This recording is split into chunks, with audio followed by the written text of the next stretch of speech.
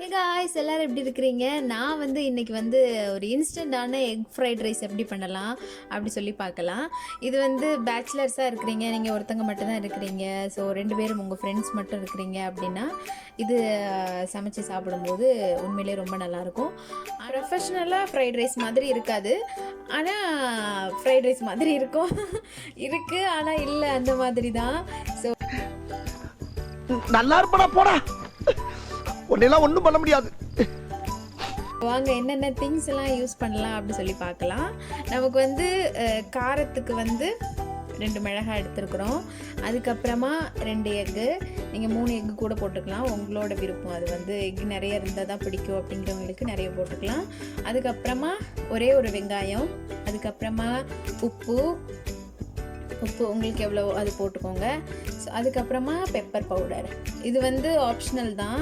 இதில் மிளகாயில் ரொம்ப காரம் இருக்காது, அதனால் ஆக்சுவலாக எல்லா ஃபுட்லேயுமே இந்த ஃப்ரைட் ஐட்டம்ஸில் கொஞ்சம் பெப்பர் போட்டால் அது ஒரு டேஸ்ட்டே தனியாக இருக்கும். அதுக்கப்புறமா நம்ம சாதம் ரெடி பண்ணி வச்சுருக்குறோம். இது இந்த மாதிரி உதிரியாக ரெடி பண்ணியிருந்தால் ரொம்ப நல்லாயிருக்கும்.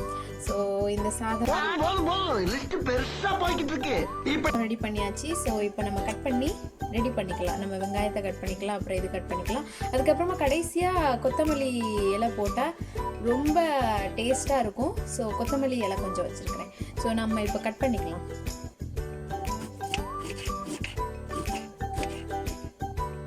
இப்போ நம்ம வெங்காயத்தை கட் பண்ணியாச்சு. இது இந்த மாதிரி சின்னதாக கட் பண்ணிக்கோங்க, சிலவங்க ஸ்லைஸாக கட் பண்ணுவாங்க.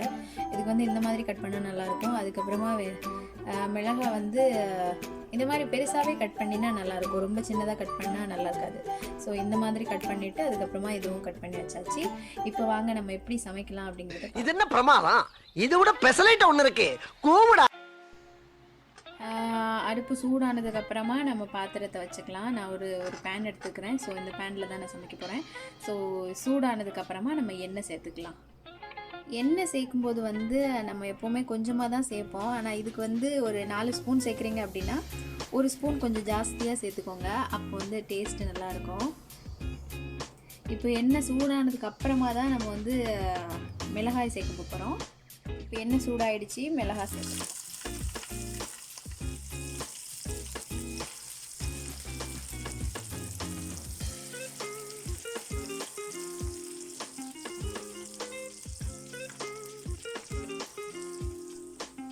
மிளகாய் இந்த மாதிரி நமக்கு ஃப்ரை ஆனதுக்கு அப்புறமா நம்ம வெங்காயம் சேர்த்துக்கலாம்.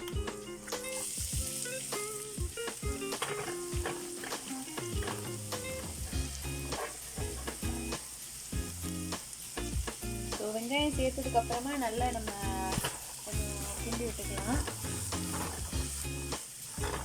இது நல்லா எப்பவுமே எல்லாரும் சொல்ற மாதிரி வீடியோவில் கோல்டன் ப்ரௌன் ஆகுற மாதிரி இதை நம்ம ஃப்ரை என்னைய வச்சு ஒன்னும் காமெடி பண்ணலையே பண்ணிக்கணும். ஸோ நம்ம ஃப்ரை ஆகுற வரைக்கும் வெயிட் பண்ணலாம்.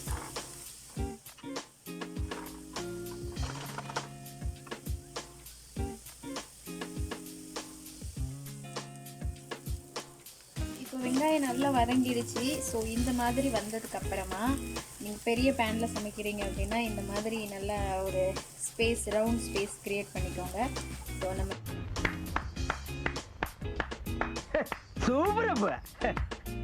இதில் எக்கு போட்டு நம்ம இப்போ ஃப்ரை பண்ண போகிறோம். எக்கு சேர்த்துக்கலாம். இந்த மாதிரி நடுவில் நீங்கள் எக்கு சேர்த்துட்டு நல்லா ரெடி பண்ணிக்கோங்க, நல்லா ஃப்ரை பண்ணிக்கோங்க.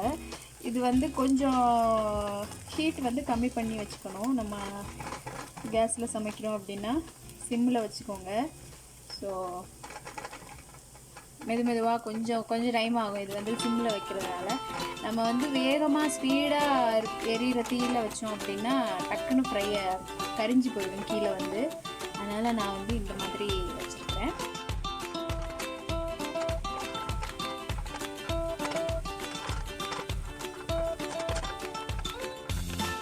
இப்போ இந்த மாதிரி நல்லா ஃப்ரை ஆகிடுச்சு. ஃப்ரை ஆனதுக்கப்புறமா நம்ம இப்போவே உப்பும் கொஞ்சம் மிளகும் சேர்த்துக்கலாம். உங்களுக்கு தேவை அப்படின்னா நீங்கள் மஞ்சள் பொடி கூட சேர்த்துக்கலாம். மஞ்சள் பொடி சேர்க்கும்போது அது ஒரு கலரில் அழகாக இருக்கும். எனக்கு மஞ்சள் பொடி சேர்த்து பிடிக்கலாம் இருக்கும்.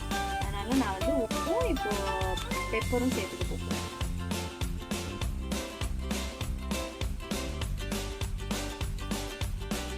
சேர்க்கும் போது கவனமாக சேருங்க. ஏன்னா சிலவங்க வந்து சோறில் வந்து உப்பு போட்டு சமைப்பாங்க, அது மறந்துட்டு இங்கே வந்து ஃபுல்லாக உப்பு எல்லாம் போட்டுருவாங்க. அந்த மாதிரி பார்த்து போடுங்க. பெப்பர் வந்து உங்களுக்கு எவ்வளோ தேவையோ அதுக்கேற்ற மாதிரி போட்டுக்கோங்க. நிறைய போட்டிங்கன்னா ரொம்ப காரமாக இருக்கும், கொஞ்சமாக போட்டிங்கன்னா அது ஒரு காரமாக இருக்கும். ஸோ பார்த்துக்கோங்க, உங்களுக்கு டிஃப்ரென்ஸ் பார்த்துட்டு அதுக்கேற்றபடி சமைச்சுக்கோங்க. இப்போ நம்ம அதை புறாண்டு காலம் வாழ்க, நோய் நொடி இல்லாமல் வளர்க. அப்புறம் எங்கடா ஆளக்கானா?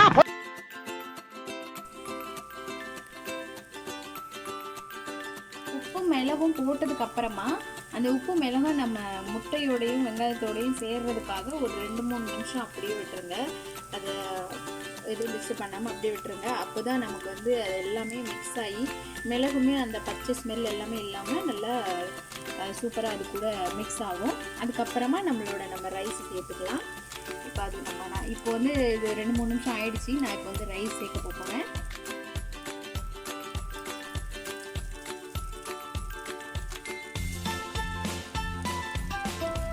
ரைஸ் வந்து பார்த்து போடுங்க, ஏன்னா ரொம்ப ஆயிடுச்சுன்னா நல்லா இருக்காது.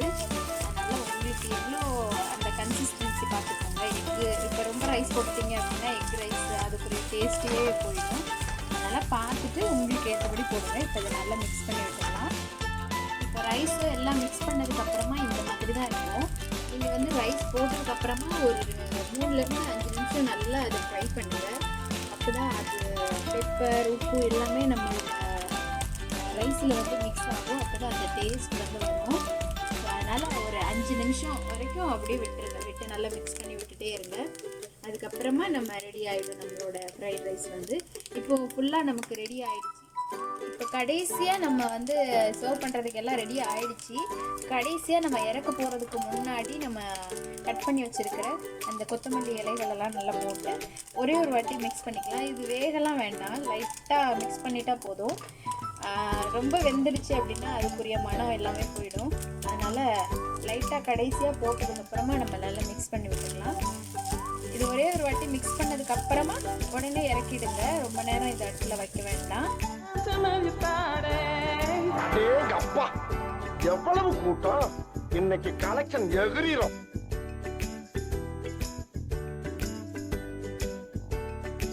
நம்மளோட ஃப்ரைட் ரைஸ் ரெடி ஆயிடுச்சு. பாருங்கள் எவ்வளோ சூப்பராக இருக்குன்னு சொல்லிட்டு. இதுக்கு வந்து சைட் டிஷ் வந்து உங்ககிட்ட டொமேட்டோ கெச்சப் இருந்தது அப்படின்னா யூஸ் பண்ணுங்கள், ரொம்ப நல்லாயிருக்கும். அப்படி இல்லை அப்படின்னா சும்மா கூட நம்ம சாப்பிட்லாம், ரொம்ப டேஸ்டியாக இருக்கும். மயோனைஸ் இருந்தால் கூட அது கூட சாப்பிட்லாம், ரொம்ப நல்லாயிருக்கும். இந்த வீடியோ உங்களுக்கு பிடிச்சிருக்கும் நான் நம்புகிறேன். ஸோ இந்த வீடியோ உங்களுக்கு பிடிச்சிருந்தது அப்படின்னா உங்களோட ஃப்ரெண்ட்ஸுக்கு ஷேர் பண்ணுங்கள். அண்ட் தேங்க்ஸ் ஃபார் வாட்சிங். Bye bye. காலம் வாழ்க, நோய் நொடி இல்லாமல் வளர்க. அப்புறம் எங்கடா ஆளக்கானா?